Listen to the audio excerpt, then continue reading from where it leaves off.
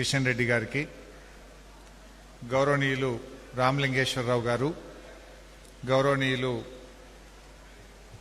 ఆకెళ్ల రాఘవేంద్ర గారు, my dear iFocus members అందరికీ పేరు పేరున నమస్కారం. మీ అందరికీ శుభాకాంక్షలు. ముఖ్యంగా ఐఫోకస్ పిడికడి మందితో ప్రారంభమై 15,000 మంది ఆత్మీయ కుటుంబ సభ్యులను సంపాదించుకొని 18 వసంతాలు పూర్తి చేసుకొని 19వ వసంతంలో అడుగు పెడుతున్న ఈ శుభ సందర్భంలో మీ అందరికీ హృదయపూర్వక శుభాకాంక్షలు.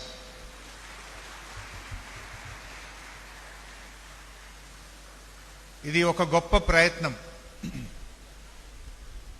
చాలామంది నేను అనుకుంటే సాధ్యమవుతుందా, నా ఒక్కడితో ఇది అవుతుందా అని ఎంతో మంది మనలో మనం తపన పడుతూ ఆగిపోతూ ఉంటాం. కానీ సద్గురు శివానందమూర్తి గారి ఆశీస్సులతో ఈ సమాజంలో మానవ విలువలు పెంచాలని, మనుషుల్లో మానవత్వాన్ని పెంపొందించాలని చేసిన ఒక గొప్ప ప్రయత్నం మన ఐఫోకస్. రోజు రోజుకు విలువలు పడిపోతున్నటువంటి ఈ రోజుల్లో మనుషుల్లో విలువలు పెంచేటువంటి ఒక మంచి ప్రయత్నం ఐఫోకస్ మన వాసుదేవ శర్మ గారి నేతృత్వంలో ముందుకు పోవడం నాకెంతో ఆనందాన్ని, ఉత్సాహాన్ని, ఉత్ప్రేరకాన్ని కూడా అందించిందని చెప్పుకోక తప్పదు. బడిలో పంతులేమో పాఠ్యపుస్తకాల్లోని పాఠాన్ని చెప్తారు, గుడిలోని పంతులేమో వేదాల్లోని సారాన్ని చెప్తాడు. మన ఐఫోకస్ మిషన్లోని ఈ పంతులు గారేమో మానవ జన్మకు సార్థకతను బోధిస్తారు.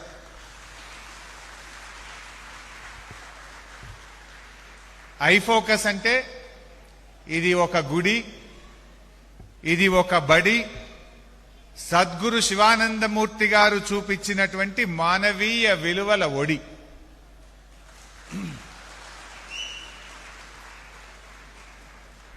ఆదివారం వస్తుందంటేనే ఏం చేద్దాం, ఈ ఆదివారం ఏ సినిమాకి వెళ్ళాలి, ఎక్కడ పిక్నిక్ వెళ్ళాలి, ఈ ఆదివారం ఎలా ఫ్రెండ్స్తో ఎంజాయ్ చేయాలని ప్లాన్ చేసుకునే రోజులు.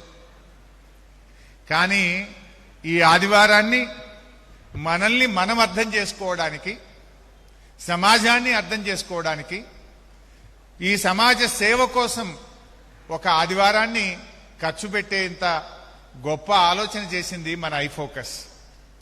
ముఖ్యంగా ప్రతి నెల మొదటి ఆదివారాన్ని ఐఫోకస్ సూపర్ సండేగా నిర్వహిస్తూ వచ్చింది.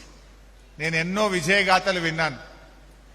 జీవితం మీద విరక్తి చెంది ఆత్మహత్య చేసుకోవాలని కొందరు, ట్యాంకు బాండ్ మీద ఇంకా దుంకుదామా అని ట్యాంకు బాండ్ కొనల దాకా వెళ్లిన వాళ్లను, నిరాశ నిస్పృహలతో కొట్టుమిట్టాడుతున్న వాళ్లను, ఎంతో మందిని ఐఫోకస్ తన ఒడిలో పెట్టుకున్నది. జీవిత ధర్మాన్ని బోధించింది, వారిలో చైతన్యాన్ని రగిలించింది, వారికి ఉన్నతమైన జీవితాన్ని చూపించింది మన iFocus. This is the real programme. ప్రభుత్వాలు చేయలేని పనిని జనరల్ గా వాసుదేవ శర్మ గారి ఉపన్యాసంలో నేను విన్నాను.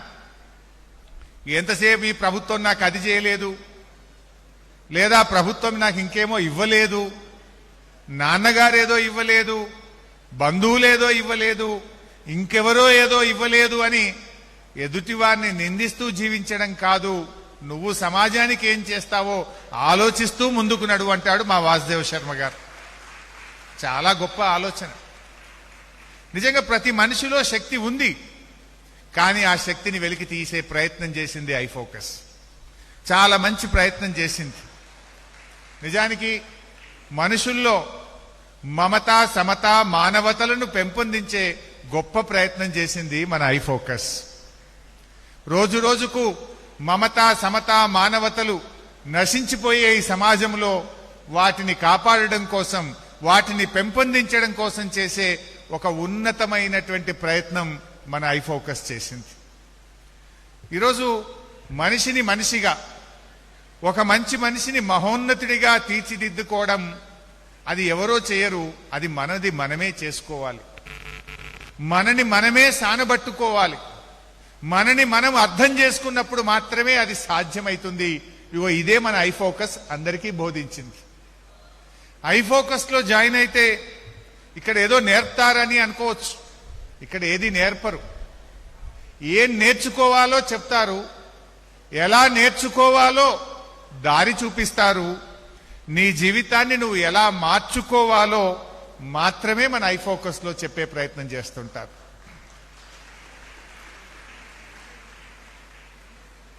ఇవాళ బంగారమైన వజ్రమైన మట్టిలో ఉన్నంతసేపు దాని విలువ తెలియదు. దాన్ని బయటకు తీసి సానబెట్టినప్పుడే అది మేలిమి అవుతుంది. అలాగే అంతర్లీనంగా ఉన్నటువంటి శక్తిని దాన్ని బయటకు తీసినప్పుడే అతడి లోపల పరిపూర్ణ వికాసానికి అది దోహదమవుతుంది. అలాంటి ప్రయత్నమే మన ఐఫోకస్ చేసింది. ప్రతి మనిషిలో అంతర్లీనంగా శక్తి దాగి ఉన్నది, కానీ తన శక్తిని తాను తక్కువగా అంచనా వేస్తాడు. ఆ శక్తిని వెలికి తీసి, ఆ శక్తిని బయటకు తీసి, తనకు జీవిత ధర్మాన్ని బోధించి తనను సత్ మార్గంలో నడిపించే ప్రయత్నమే మన ఐఫోకస్. ఈరోజు ప్రతి మనిషిలో కూడా మనం చూస్తూ ఉంటాం, బాధలో కనబడుతుంటారు, తనలో తాము కుంగిపోతా ఉంటారు. మనిషి సహజంగా మీరు గమనిస్తే నిన్న జరిగిన దాని గురించి బాధపడుతూ ఉంటాడు, రేపు జరగబోయే దాని గురించి భయపడుతూ ఉంటాడు. ఆ రెండింటి గురించి ఆలోచిస్తూ నేటి జీవితాన్ని కోల్పోతాడు.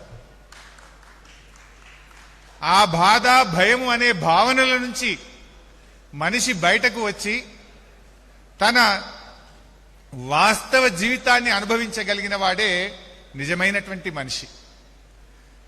సో అలాంటి ఒక మంచి తనాన్ని ఇవాళ సమాజంలో ఈ విలువల్ని పెంపొందించే ప్రయత్నం ఒక ప్రభుత్వంతోనో ఒక పోలీసులతోనో ఒక చట్టంతోనే కాదు, ప్రతి మనిషిలో ఆలోచన కలిగినప్పుడు, ప్రతి మనిషిలో ఆలోచనను రగిలించగలిగినప్పుడు అలాంటి ఒక ఉన్నత విలువలు కలిగినటువంటి ఒక సమాజాన్ని మనం నిర్మించగలుగుతాం.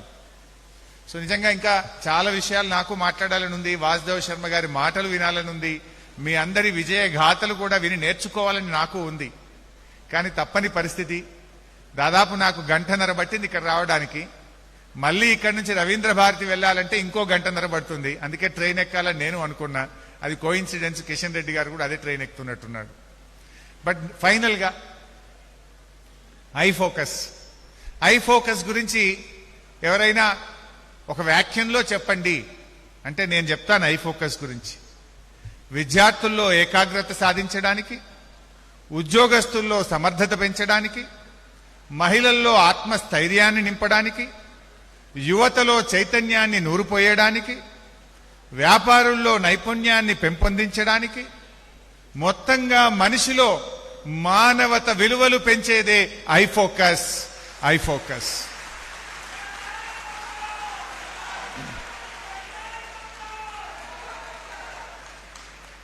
నేను ఈ ఐఫోకస్ మెంబర్ అని చెప్పుకోవడానికి ఎంతో గర్వపడతాను.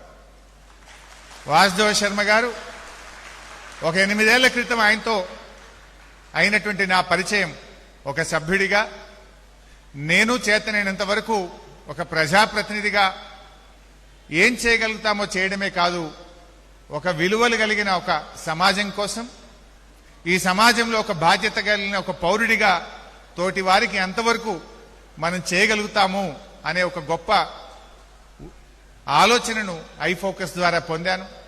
దాన్ని కూడా నా శక్తి వంచన లేకుండా ఈ సమాజ నిర్మాణంలో, ఉన్నత విలువలు కలిగిన సమాజ నిర్మాణం కోసం అంకిత భావంతో ఐఫోకస్ సభ్యుడిగా పనిచేస్తానని నేను మీ అందరి ముందు ప్రమాణం చేస్తూ, మరోసారి మీ అందరికీ 18వ సంవత్సరం పూర్తి చేసుకొని 19వ వసంతంలో అడుగుపెడుతున్న శుభ సందర్భంగా శుభాకాంక్షలు, అభినందనలు. జై హింద్.